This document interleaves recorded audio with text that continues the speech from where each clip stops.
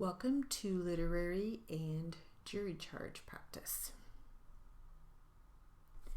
Let's get started with this jury charge.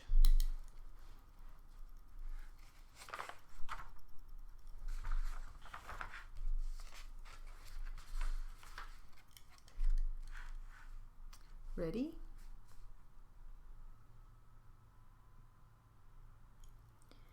In this case, they treated the minor the same as they would an adult. Normally, he would have just been given a citation for jaywalking. Since he was intoxicated and caused the accident, he ended up being treated as an adult. Juvenile crimes are treated in much the same way as adult crimes. The first step in the criminal process includes the arrest of a suspect. The first step in the criminal process involving a juvenile is much the same. The Constitution provides that there are a number of rights that the person has before the law. The juvenile has these same rights, but the juvenile loses the rights that he has as a juvenile if he is treated as an adult. He still has the right to an attorney. This is a right that everyone has. The juvenile will be informed that he has the right to an attorney. Another right is the right to a speedy and public trial and jury.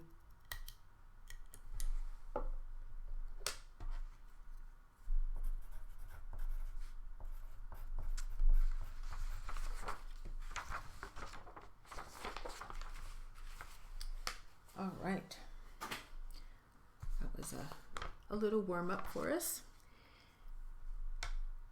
Let's finish up.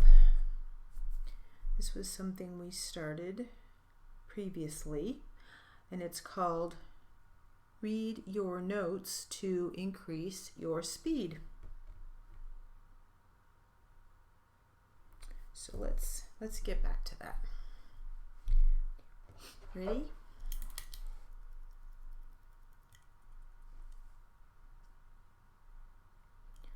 Put some variety into your reading practice. Don't do the same old thing all the time. 4 to 5 minutes of dictation, no drops. Read only one time daily for 7 to 10 days, making no corrections or notations in the notes at any time.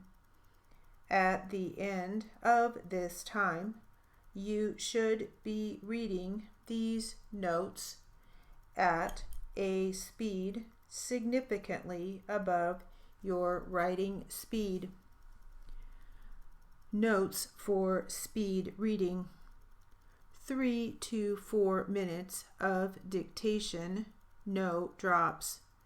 Read once and time yourself, making no corrections or notations in the notes.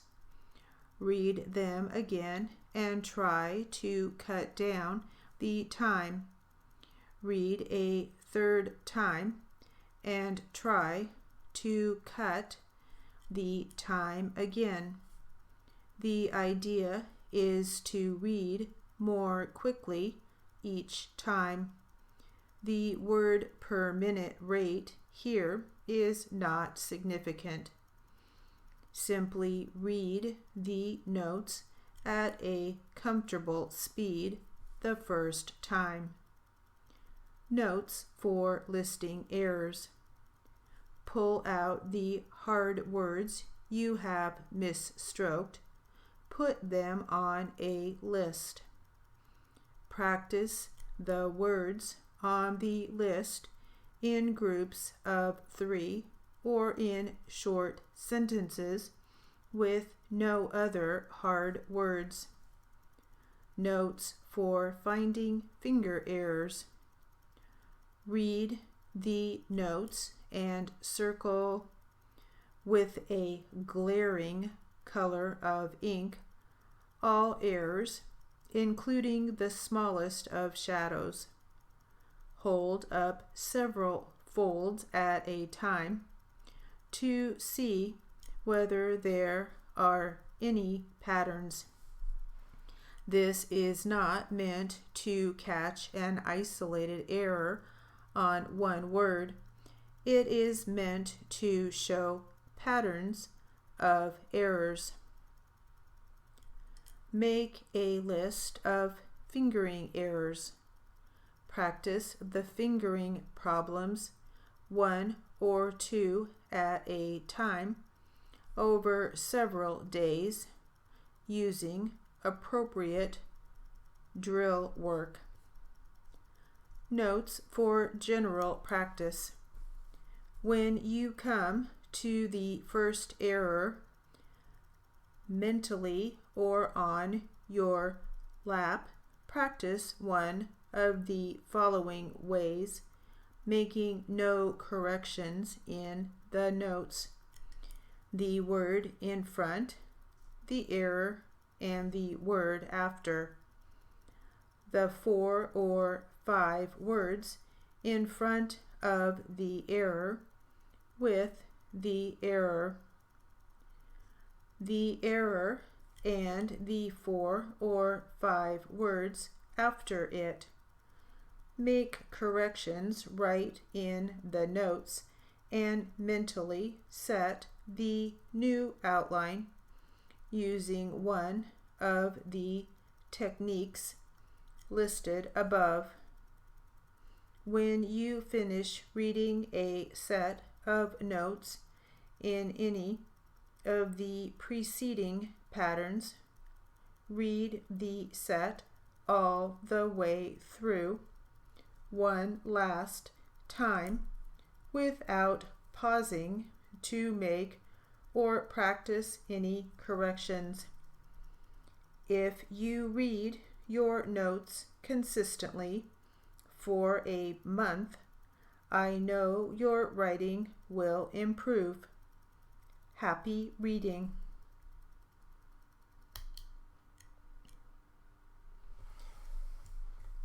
And I think I had mentioned before that this article was written by Margie Wakeman Wells.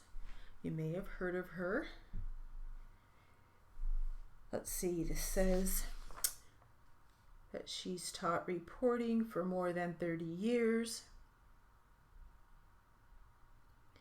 And let's see, she's given many seminars on English grammar and punctuation.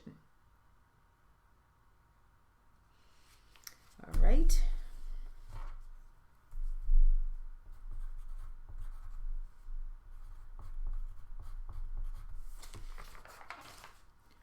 All right, let's get back to some jury charge practice.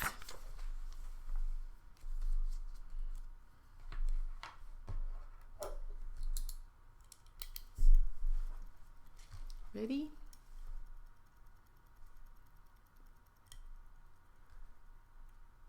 The question that arose was whether these acts could include the act of murder. The jury had to decide whether a person who was capable of committing perverted acts could have committed this crime of first-degree murder. Then there was the evidence that the defendant had met with the victim. A photograph suggested that the defendant met the victim days before the murder. The photograph provided another way to corroborate that the defendant met with the victim on the day in question.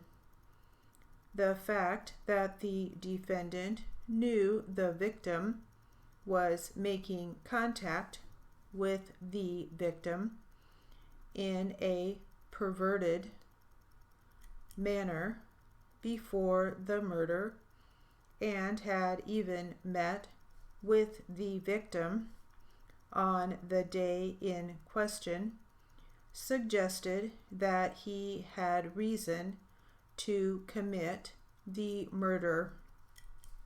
The messages and the photograph served to incriminate the defendant.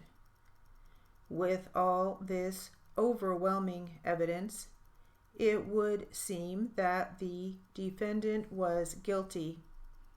As the trial continued, the victim's glasses were offered as evidence.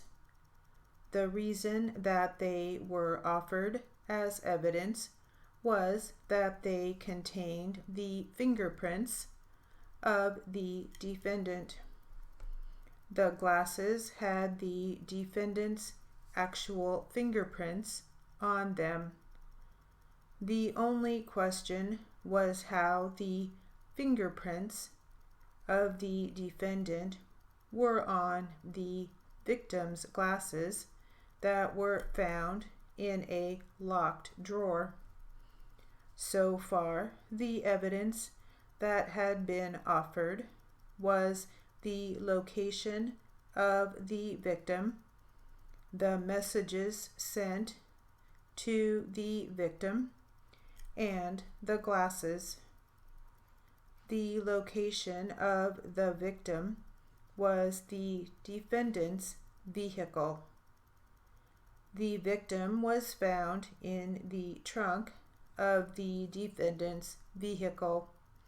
The fact that the suspect had been sending messages to the victim was evidence. Then there were the glasses that were found at the scene. A preliminary hearing was scheduled to determine whether there was enough evidence to bind over the suspect for trial. At the preliminary hearing, it was determined that there was enough evidence to bind over the suspect for trial.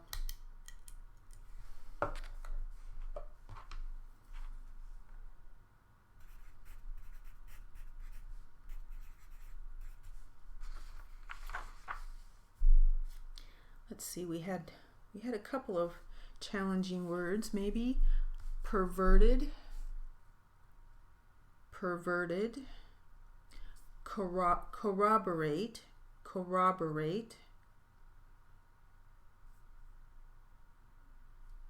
incriminate,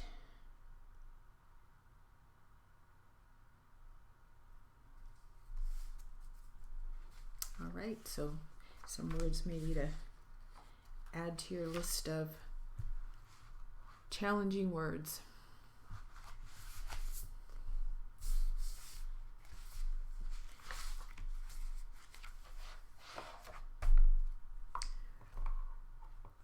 All right, now let's do this literary, and it's actually an article from the NCR, the Journal of Court Reporting magazine, and it's by Connie Lee, and it's called I Write the Stanley Cup Every Day. Ready? I love hockey. I especially love the Pittsburgh Penguins. They are my team. I have been providing in-stadium captioning for the Pittsburgh Penguins for 5 seasons now. Lucky me. I had the distinct pleasure of writing Game 5 of the 2016 Stanley Cup Final. The Penguins were winning the series 3-1, and Game 5 was going to be the night that Pittsburgh won a championship at home for the first time in 60 years. I was completely giddy to get to the arena from the time Game 4 was in the books. I woke and dressed in my most professional version of black and gold that day. I had a short deposition in the morning before heading to the Consol Energy Center arena, strategically parking near the exit that would lead to the quickest way home. After all, 60,000 people, both inside and outside, were expected that night. As I passed through the security gate and waved hello to my colleagues, just as I have done for the last 5 seasons, it dawned on me how very ordinary it was that day. The same aroma of pizza and hot sausage filled the air. A billion more TV people and trucks blocked my path, but everyone was calm. When I arrived at media level, I expected people running from emergency to emergency. I expected high levels of anxiety. I got none of it until, that is, it was time for rehearsal. Routinely, everyone involved in game night production meets in the director's room, which is the size of about 3 large conference rooms. It's about 30 people. When the game director, Billy Wareham, started to speak, I knew it was time to get serious. Billy is pretty jovial and cracks a lot of jokes, but when he started the meeting with, "I need to give you all some instructions," I gulped.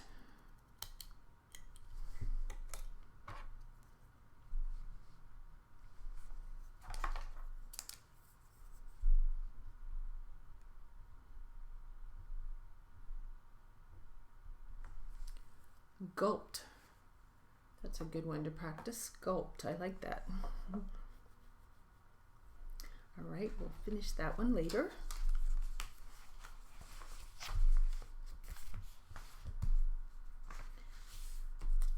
Let's see here. Let's do a little more of our jury charge. Ready? In order to bind a suspect over for trial, it is important that there be enough evidence to bind over a suspect in a murder trial because if convicted, the suspect could face the death penalty. The amount of evidence that is needed is not as much as is needed to convict. A judge must only find that there is a reasonable cause to believe the defendant committed the crime to bind the defendant over for trial. In this case, there was an overwhelming amount of evidence that suggested that the defendant had committed the crime. The defendant admitted to sending emails to the victim and to having met her for lunch on occasion. He did not admit to sending the victim strange messages. He did not admit to sending the victim any messages that contained references to murder. Even though he did not admit to sending the victim strange messages, he admitted having a predilection. He admitted to having engaged in sending these messages to others.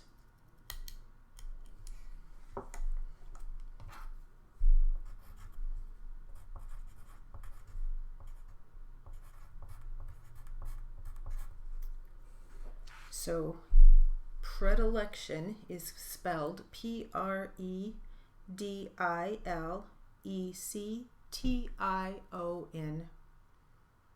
Definitely one to add to your list.